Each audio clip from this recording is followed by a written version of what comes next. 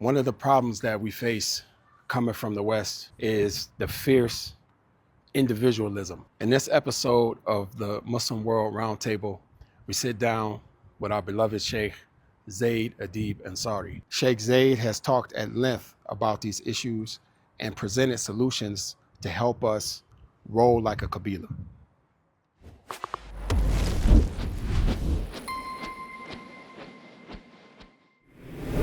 I wanted to talk to you about a problem that I've been seeing at least over the last 20 years, especially outside of America.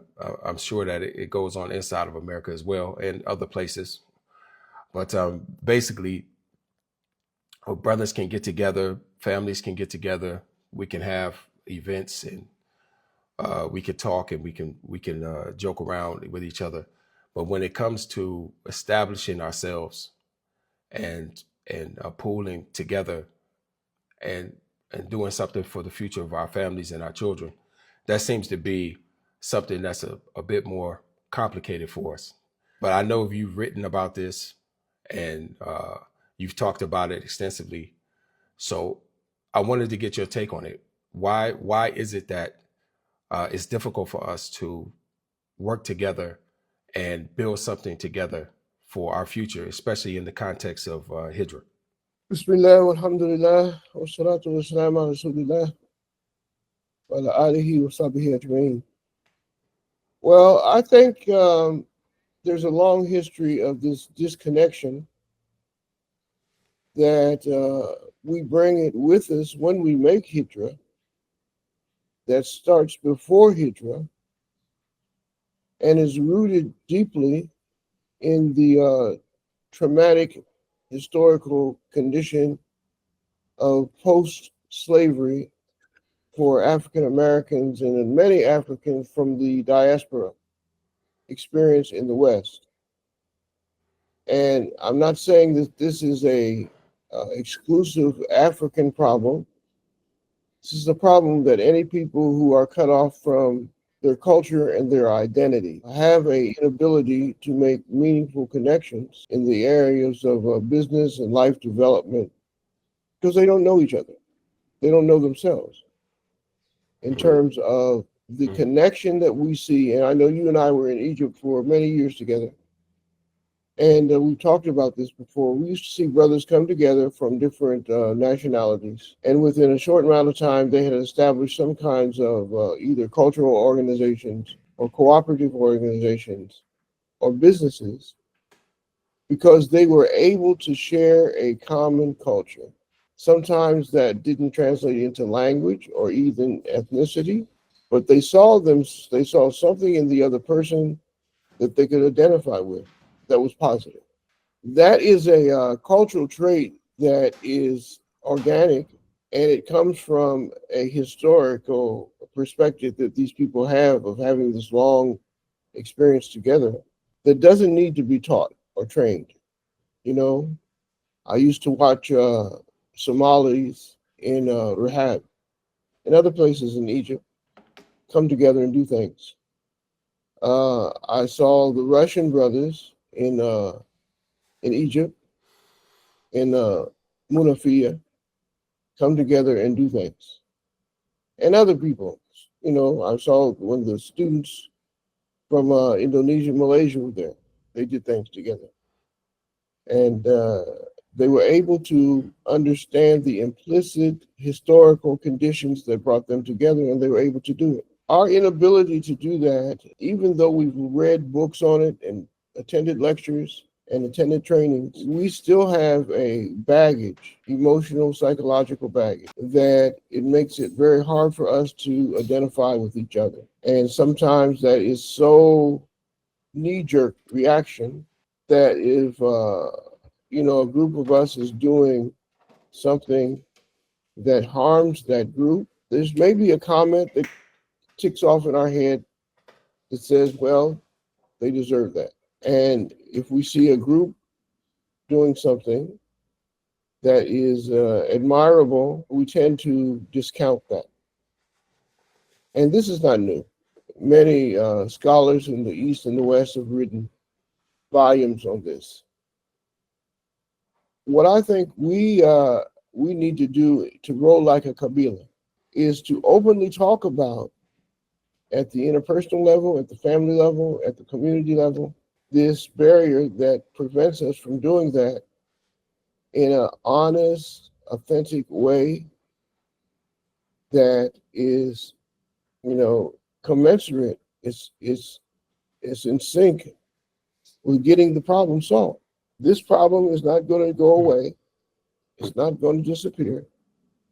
The old adage that we used to say from popular culture in America, putting lipstick on a pig is still a pig. And so, regardless of how we try to dress it up and deny it, or, politely or impolitely move around it, is present in our lives. And it's one of the reasons why we don't have sustainable hijras. It's one of the reasons. You told me something back in Egypt a long time ago. You came to my apartment for dinner one night.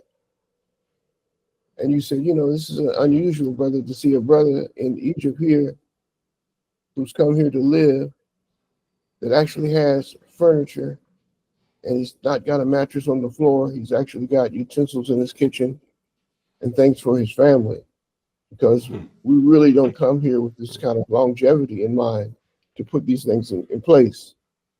We spend our resources on other things. Right. I used to have a group of students that when I was in Ras Al Khaimah, before I came to Egypt. I used to counsel some incoming students at the university there and tell them, as freshmen, you graduate today. Your graduation is today.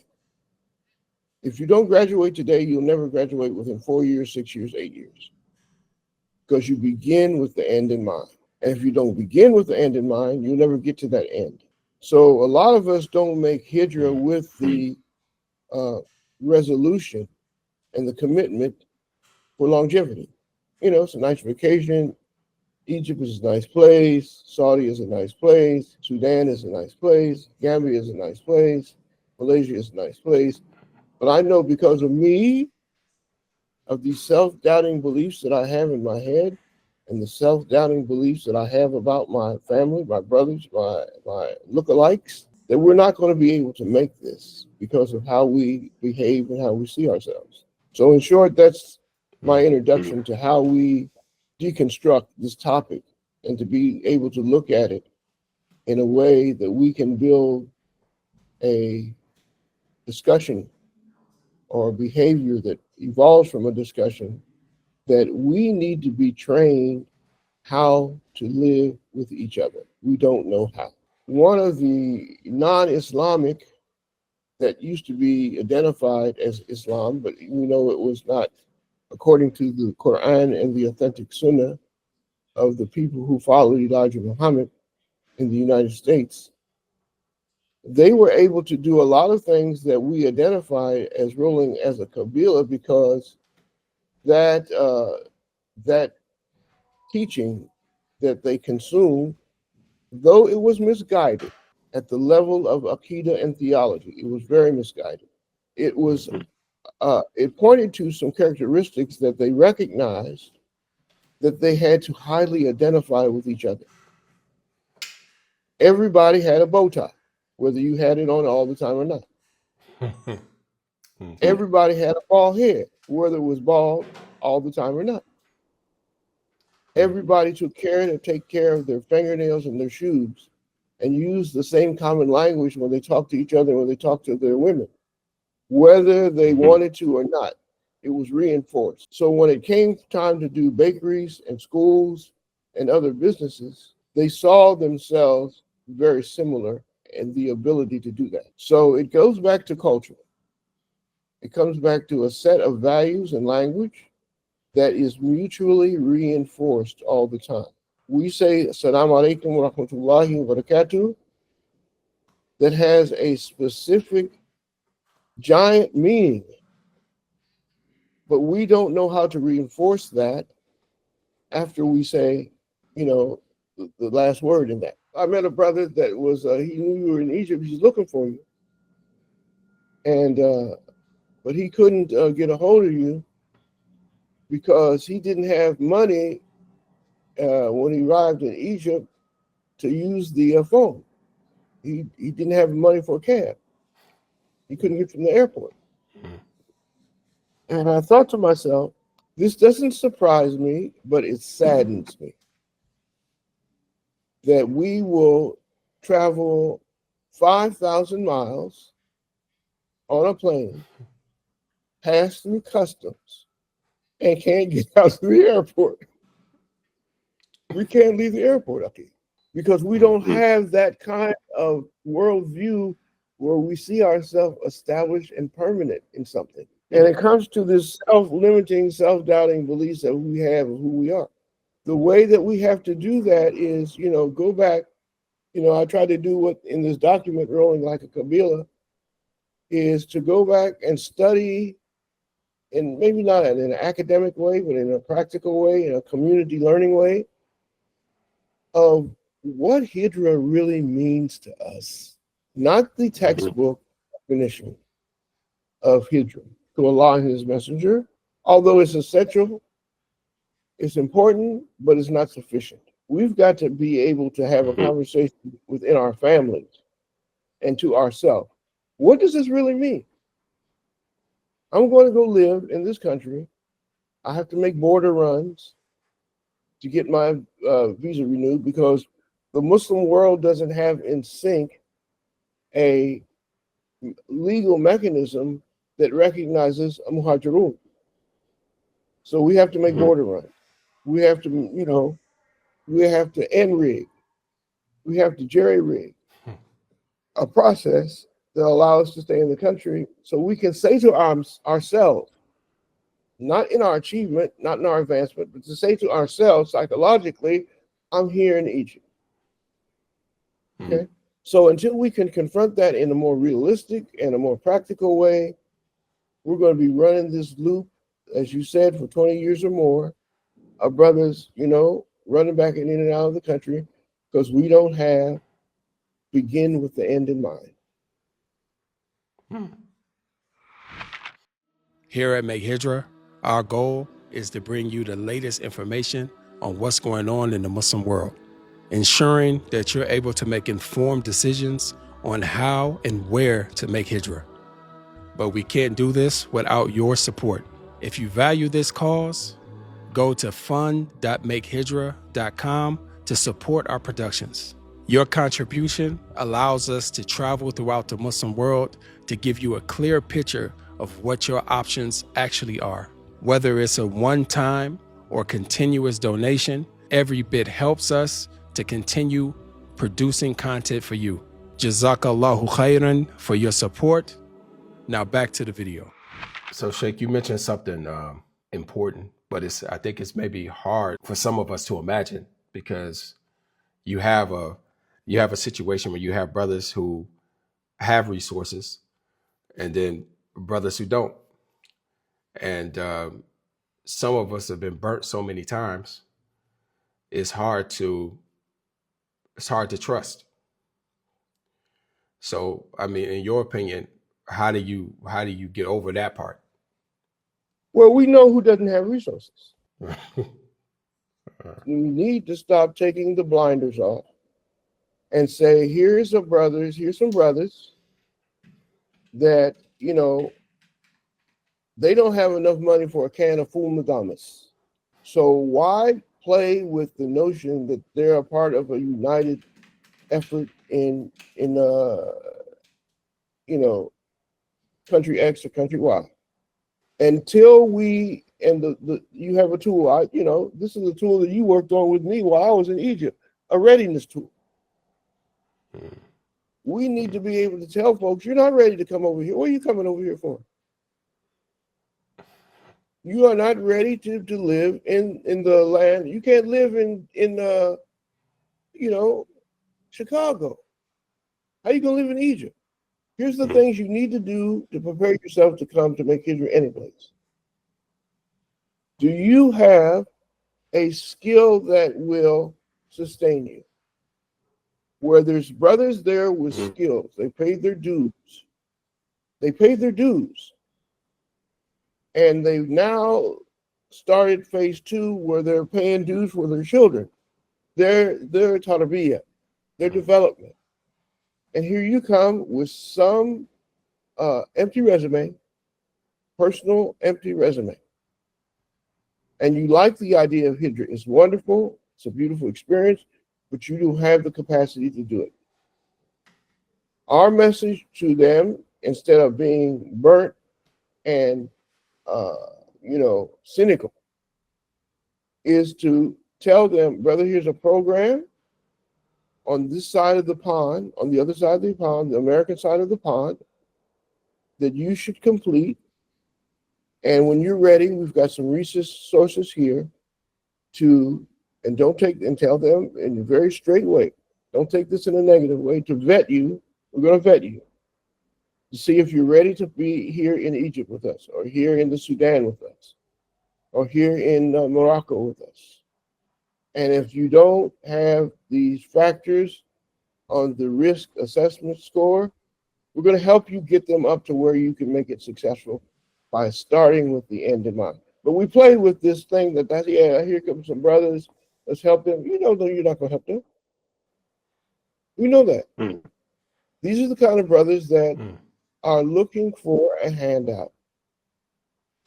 They're making promises with the inability to fulfill them, and we know that. We see them at the storefront masjid in Columbus, Ohio, in Cincinnati, in Pittsburgh. So I think we just have to have a more realistic approach about, the legislation of Hijrah is for those who have the ability to do so. If we looked at a workflow, a parallel sheet workflow, a white paper workflow, and look at where you enter, look at the orientation of what you entered, look at the beginning stages of Hijrah, the middle stages of Hijrah, and we were collecting data on this, we would be able to recognize what are the critical points in this workflow where people dropped out and disappeared. Then we could use that data to identify what kind of help and interventions do we need at this point to help these brothers and their families stay in the land of the Muslims. Because there's a pattern. I guarantee you there's a pattern. And it can be represented on a timeline workflow. How would you group people together? Let's say you have, for example, the Somali community, which they tend to go any place and have people in that place, and they just connect with the people they have, even if they were born in America or don't have a real connection to people from the country like that, except for their parents or their family. But they can identify also with being an American, or even African American for that matter. And then you have people just from other groups that, like when we have a mixed masjid, you have everybody together. They identify with being American, and they're that group. So some people might argue that, okay, you're speaking from a African American standpoint. So how do you come together with different ethnicities, all with a certain passport, for example, rather than it being African Americans only? Or even though I say this before you answer, Sheikh, that no matter where I go, I end up back with my people. It's just like that. You can't run away. It is what it is. You end up back with people you identify with. But in the case where a person says, okay, look, I was raised in America, I'm Egyptian, but I don't really identify with that. I hung out with African Americans my whole life. So how do you deal with that? Is it just a natural thing, or is it something that you're conscious of when you're trying to implement something like what you're talking about? I think we need to really disaggregate geography from cultural identity.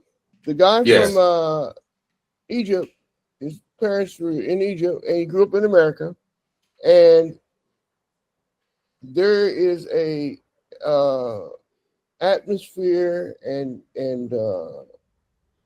language and behavior that is in that home, whether it's in the Bronx or in Cleveland, Ohio,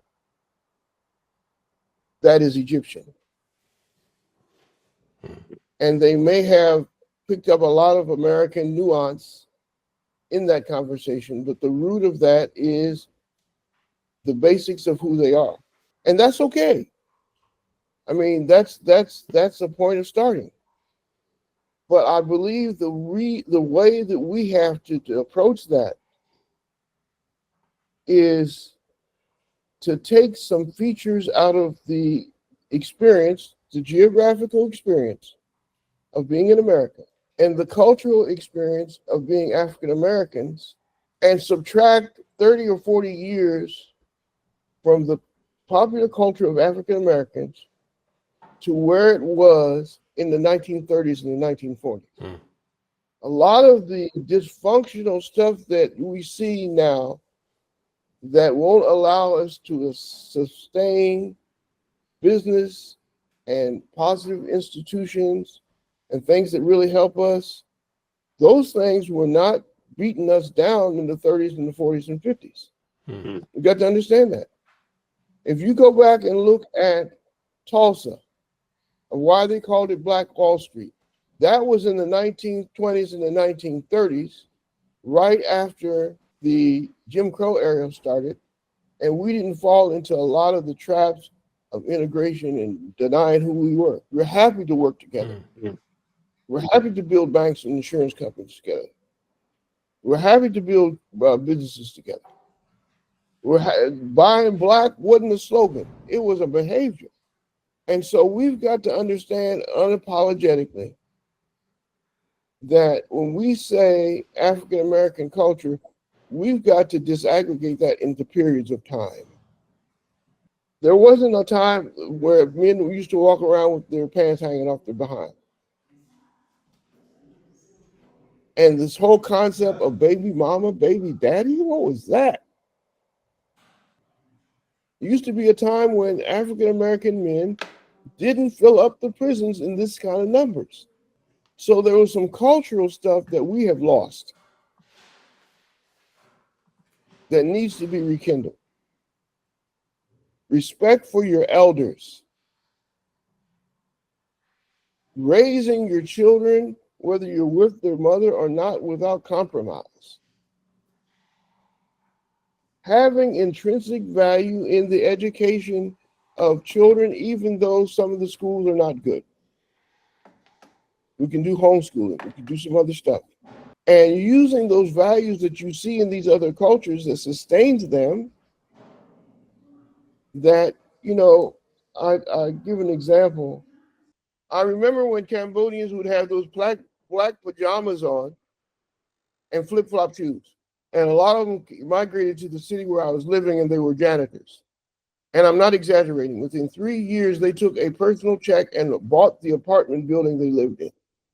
And the way that they did that, families used to put a wire on the wall and put a rug over it or a sheet and separate the families. They had 4, 5, 6, 7 families lived in one apartment, and they ate, ramen noodles and rice every day for 3 years until they bought the apartment building cash.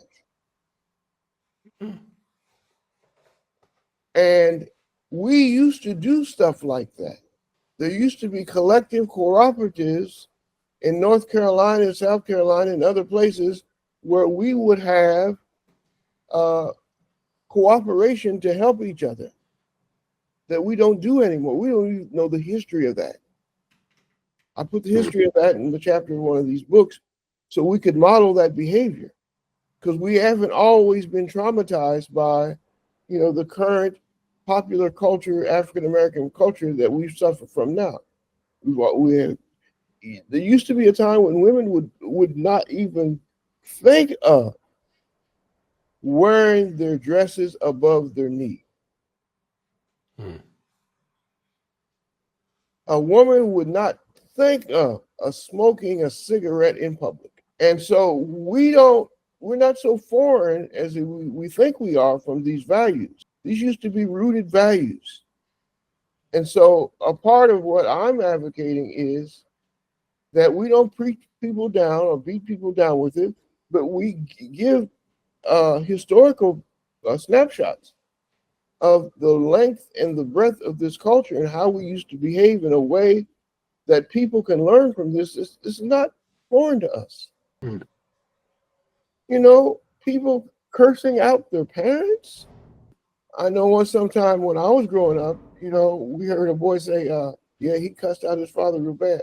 I was just shaking my head. And while I was shaking my head, I was watching my father get dressed. My father would get dressed. And he said he's going to help his friend. I don't think that this stuff has to be really, we'll have to overthink it. It's kind of like some practical stuff that we've forgotten those lessons and we carry them. You know, when you leave Milwaukee, you left a part of Milwaukee where it's supposed to be in Milwaukee. And that's why you've been in Egypt so long. That's why you're able to go to Turkey. That's why you're able to come to Malaysia. Because you left that part of Milwaukee with those limiting, self-limiting beliefs and habits in Milwaukee. But you can't leave Alabama and you still got red clay under your toenails. You have to leave that there. If we had pulled together our resources and put together an online training panorama of some of the most favorable features of American culture and the subculture of African Americans in the 30s and 40s and 50s, we would see some tools that we could emulate. Not to get old clothes, but still, you know, you have to look different. We have to think different. We have to sound different. We have to behave different. And let our children and the children of our children experience that. And we could break this chain. We could break this pattern. But we're not going to do it because we have a Somali culture or a Kenyan culture or Sudanese culture or Gambian culture or Senegalese culture. Those things were broken off from us. Those are our people. We used to act like that, but we had a 350-year beatdown where you don't remember most of that. We've got to retrain ourselves. It comes through training. It's not, you know, they have it organically. Nature or nurture. We don't have the nature anymore, but we have to do the nurture.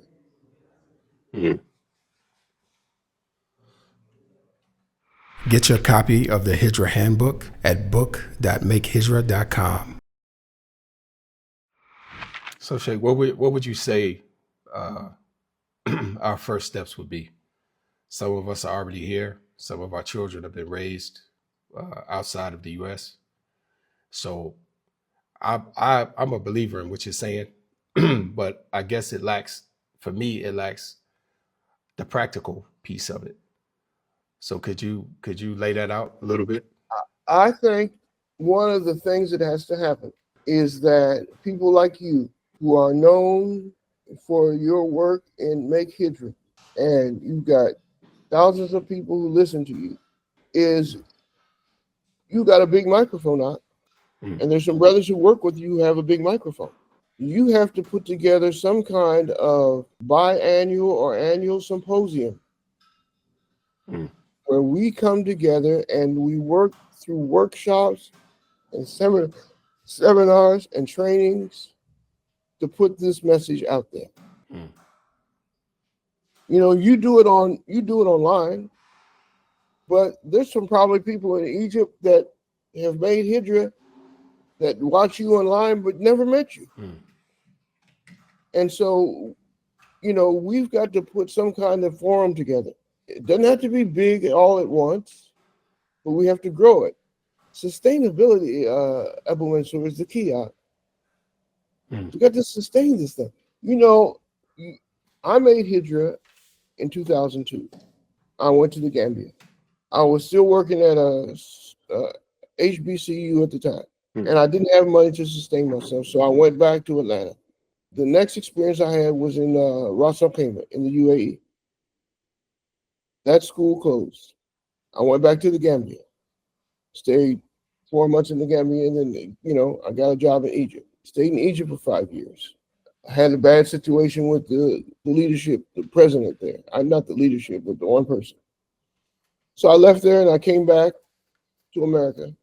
I stayed for a while and I went to Nigeria. Worked on a school there. Left Nigeria, came back to America again. Then I went back to the Gambia and worked on some things then again. And I had come to Malaysia for a conference in 2013.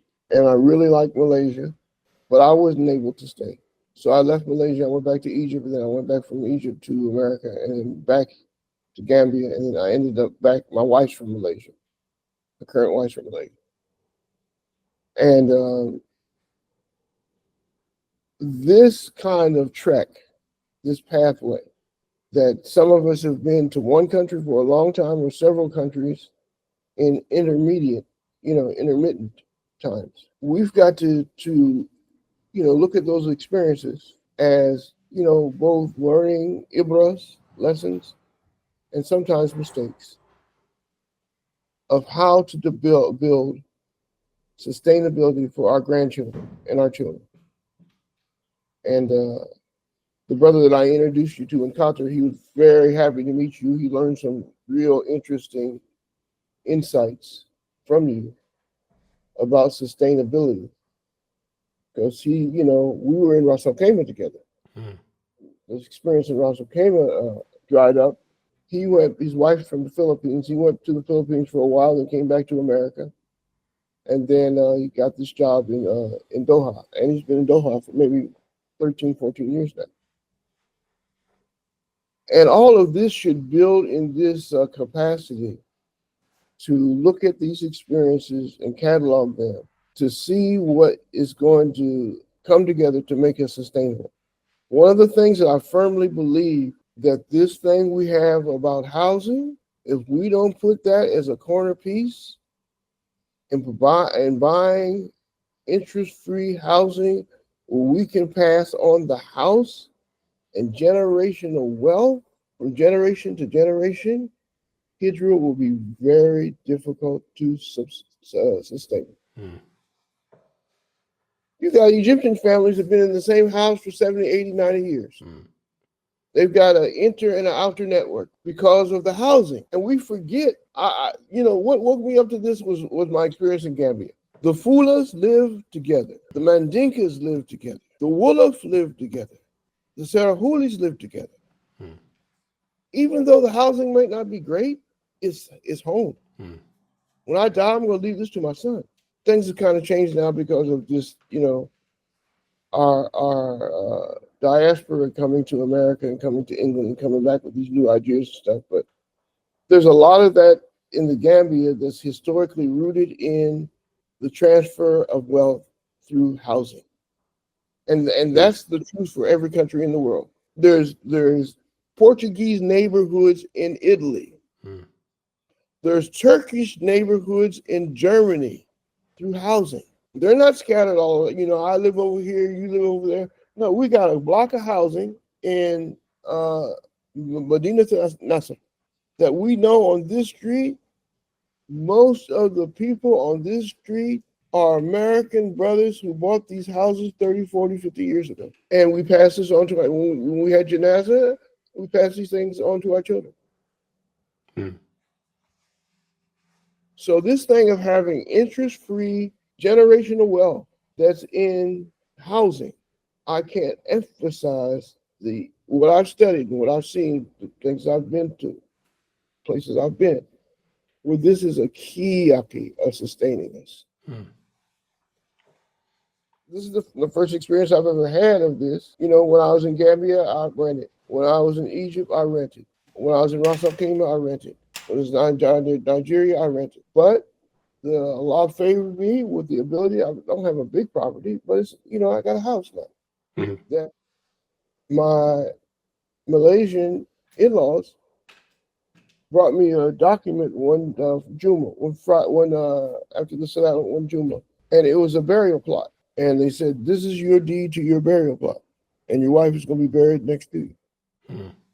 Okay, that really blew my mind. I said, "Wow, that's sustainability." My father-in-law is looking out for me of where I'm going to have the real longevity in this ground until I get raised up and meet Allah. Mm. So we've got to include things like that, the little twists and curves in generational planning. And we've got to incorporate stuff like that in our plan. I'm going to buy property that's interest free, that's next to Brother Omar, and we will be neighbors for 30 years. Mm. I ain't gonna jump up and just, on a whim and say, "Oh, okay, I'll go live over here." No, Brother Omar's going to give me a big sum of money to build onto my house. I'm going to give him a big sum of money to build onto his house. But we're going to be neighbors for what it say, the hadith of the Prophet, sallallahu alaihi wasallam, arba sa'ada. Arba sa'ada. Amoratu salih. Ajaru salih. Righteous woman, righteous neighbor. First two things. Mm. Just righteous wife, righteous neighbor. That's why the Somalis, I got to know a lot of them in Atlanta because there's a big community of them. They are either from Mogadishu or from Mogadishu, Somaliland. It's intergenerational. What I want you to do, Ak, is think about this platform that you have in this leadership role. It's more than this. It's more than just a YouTube podcast. You've got a platform on that's bigger than a YouTube podcast. And perhaps Allah caused these people at YouTube to snatch the rug out from you so you wouldn't be comfortable with that and build something stronger with this podcast. Mm. I want you to let us know where we can find you and online. www.thebalancedmiddlepath.com and thebalancedmiddlepathacademy.com. One is like the site that you helped me build in Egypt, and the Balanced Middle Path Academy is designed for me pushing out some content that will help us clarify our message of Hijrah and sustainability and other things. All right, Sheikh. Jazakallah khair. Inshallah, this won't be the last time. Alhamdulillah. Barakallahu feekum. Alhamdulillah, we'd like to thank Sheikh Zaid for his time and his invaluable knowledge and experience in making Hijrah and building communities around the world.